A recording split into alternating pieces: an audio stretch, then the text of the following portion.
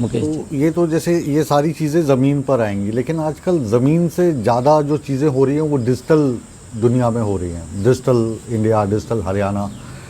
तो इसको लेकर मुझे लगता है कि शायद पहला राज्य है हरियाणा जिसने परिवार पहचान पत्र ये शुरू किया। हालांकि उन दिनों में शुरुआत में काफ़ी मुश्किलात भी आई, लॉगिन कैसे करें, कैसे भरें, क्या करें। अभी डिजिटल इंडिया के संदर्भ में ये जो परिवार पहचान पत्र पोर्टल है, इसकी क्या स्थिति है और आगे इसको किस लेवल तक आप ले जाना चाहते हैं? नहीं, देखिए, इसके माध्यम से हमारे हरियाणा के लोगों को एक बहुत बड़ा लाभ मिल रहा है। आज उसको इधर उधर कहीं देखने की ज़रूरत नहीं है, इसको सारा ऑनलाइन हमने किया है। अगर परिवार पहचान पत्र के माध्यम से हमें ये मालूम है कि उसकी इनकम क्या है और कौन कौन से लाभ उसको मिल सकते हैं, ये सारी व्यवस्था इसके माध्यम से एक बड़ा लाभ व्यक्ति को मिल रहा है और इसको हम लगातार आगे बढ़ा रहे हैं। और ताकि इस के माध्यम से व्यक्ति को कहीं दिक्कत का सामना न करना पड़े, क्योंकि कई बार व्यक्ति कोई प्रिंसिपल एम्प्लॉयर है परिवार का, चला जाता है तो परिवार के ऊपर दुखों का पार्ट उठ जाता है। तो उसके अंदर भी इसको हम देख करके उसको रजिस्टर करके उसको लाभ पहुंचाने का काम हमारी सरकार करती है।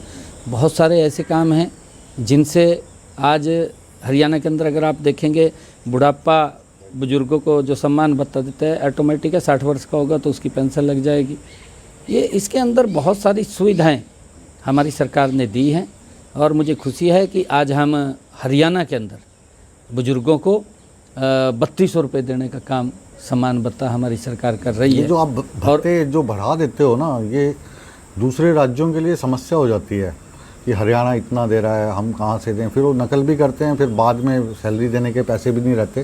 तो ये जो पैसों का मैनेजमेंट है कैसे होता है? अभी हिमाचल में भी यही बात होती है, पंजाब में भी यही बात होती है। इसकी वही है, मोदी जी के नेतृत्व में पूरी मैनेजमेंट है। अच्छा मोदी सरकार का जो ध्येय है, डबल इंजन सरकार का, मोदी जी के नेतृत्व में सरकार का जो ध्येय है। अब तो आप डबल से भी कहाँ मान रहे हो, अब तो ट्रिपल इंजन की चलवा। बिल्कुल ट्रिपल इंजन है जी। बिल्कुल। ये जो चुनाव है इसमें काफ़ी कद बढ़ा आपका, कहते कि सैनी साहब ने कमाल कर दिया।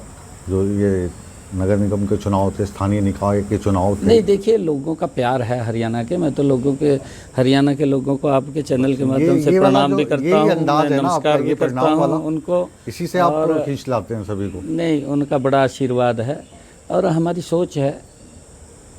देखिए, इंफ्रास्ट्रक्चर और कनेक्टिविटी जो है ये अहम मुद्दे हैं। बिल्कुल अहम मुद्दे हैं। कहीं पे आप कोई भी सुविधा शुरू कर दो, वहाँ पे इंफ्रास्ट्रक्चर ठीक से नहीं है या कनेक्टिविटी ठीक नहीं है।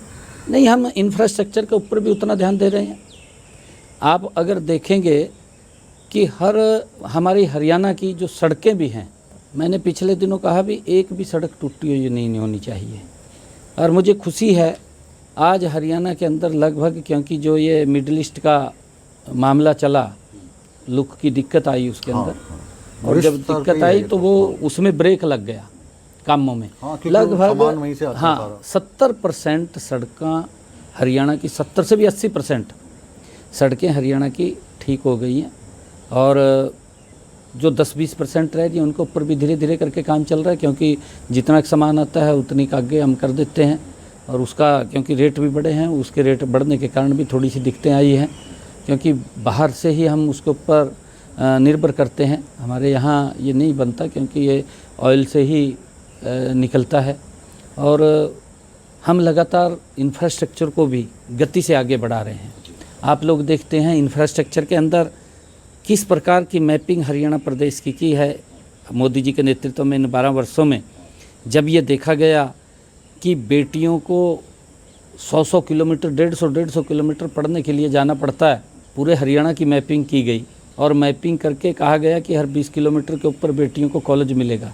मिल गया। आज बेटियां को दूर नहीं जाना पड़ रहा। आज हज़ारों की संख्या में बेटियां, कई हज़ारों की संख्या में बेटियां अपने घर के नज़दीक शिक्षा ले रही हैं, जो परिवार के लोग उनको दूर नहीं भेजते थे। आज उनको एजुकेशन के अंदर आगे बढ़ने का मौका मिला है। जी सैनी साहब, एक मेरे जहन में जो सवाल आ रहा है, अभी हम 2026 में हैं। अब आपकी जो मीटिंग्स हैं, आपके कार्यक्रम में लगातार हम कवर कर रहे हैं, उसमें आप बात 2047 की कर रहे हो, बात अगले 5 साल की कर रहे हो। 2026 वाले जितने भी टारगेट थे वो पूरे हो गए कि हम 47 की बात करते हैं? नहीं, उसी के साथ साथ चल रहे हैं हमारे। मेरा जो संकल्प पत्र है, संकल्प पत्र के 217 संकल्प हमने लिए थे। जिस दिन आप भी मुकेश जी उस प्रेस कॉन्फ्रेंस के अंदर थे जब रोहतक में हमने संकल्प पत्र जारी किया, 217 संकल्प लिए।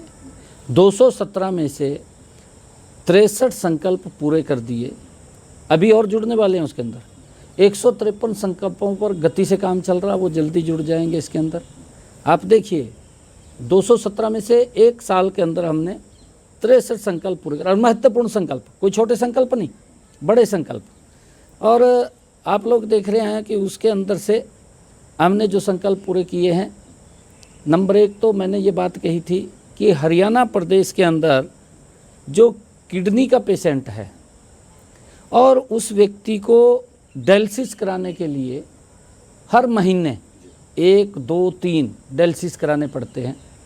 एक डायलिसिस का 25 से 30 हज़ार रुपये खर्चा आता था, लगभग लाखों रुपया उसका महीने में खर्च होता था और उसको बड़ी दिक्कत आती थी देने में। यही डबल इंजन सरकार का लाभ है, आदरणीय मोदी जी ने किया, हमने उसके अंदर जोड़ करके आज हरियाणा के अंदर किसी का भी डायलिसिस का कोई पैसा नहीं लगता। हमारे हरियाणा के जो सरकारी हॉस्पिटल हैं, मेडिकल कॉलेज हैं, हमारी मेडिकल यूनिवर्सिटीज़ हैं, सब में फ्री है, किसी का कोई पैसा नहीं लगता। हमने इसको आगे बढ़ाने का और निर्णय किया।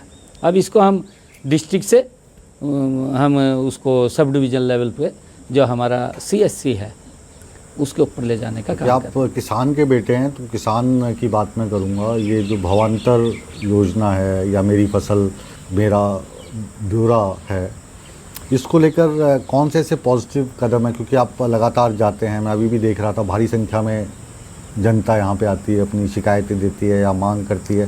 तो अभी कौन सी चीज़ें हैं जिनको लेकर आप से सहयोग की उम्मीद जो है जनता में करते हैं लोग, किसान आपसे चाहते हैं इसको और ठीक से लागू किया जाए?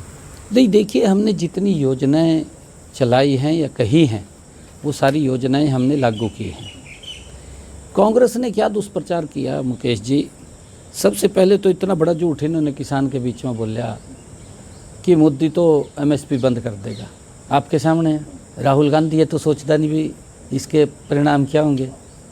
फिर हमारे हरियाणा में इनके कहीं वो बैठे हैं जो उसकी बात जो झूठ बोलता है उसने फलाने में एकदम गति से आगे बढ़ जाएंगे, गति से जाएंगे एकदम से। तो आपने झूठ ने तो इस तरह पकड़ा, सड़कें अच्छी कर रखी है ना आपने। हाँ नहीं मुकेश जी, ये झूठ को तो ऐसे पकड़ते हैं। इसका फायदा भी तो मिलता है, देखो ना अशोक तंवर जो थे वो कितने जल्दी पहुंच गए वहाँ पे भाजपा के। हाँ वो तो कमाल ही था जी।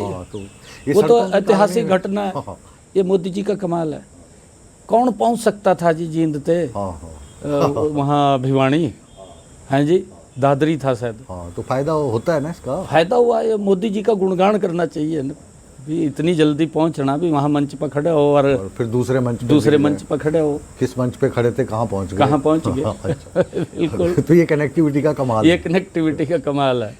और जो भावांतर की आपने मुकेश जी बात की है, भावांतर भरपाई की, हरियाणा अपने किसान को, सब्जी का किसान है या बाजरे का किसान है, देखिए, या चाहे मस्टर्ड का किसान है या हमारा सनफ्लावर का किसान है, उसको भावांतर देने का काम हमारी सरकार कर रही है। अगर MSP से उसका कम भाव आता है तो उसको भावांतर देने का काम हमारी सरकार कर रही है। और मुझे बाजरे की अगर हम बात करें, अब की बार क्योंकि भारी बरसात हुई, भारी बरसात के कारण उसमें कालापन आ गया, और कालापन आया तो मार्केट के अंदर उसके भाव कम हुए, परंतु हमने उसको मैच किया MSP के साथ, उसको ऊपर का रेट हमने देने का काम किया है।